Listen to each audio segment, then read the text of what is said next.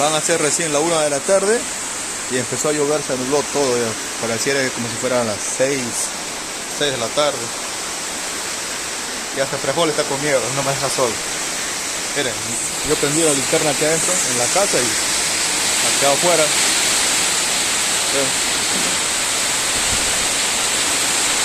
Qué manera. Cuidado, cuidado. Eso que son plantas pequeñas nada más.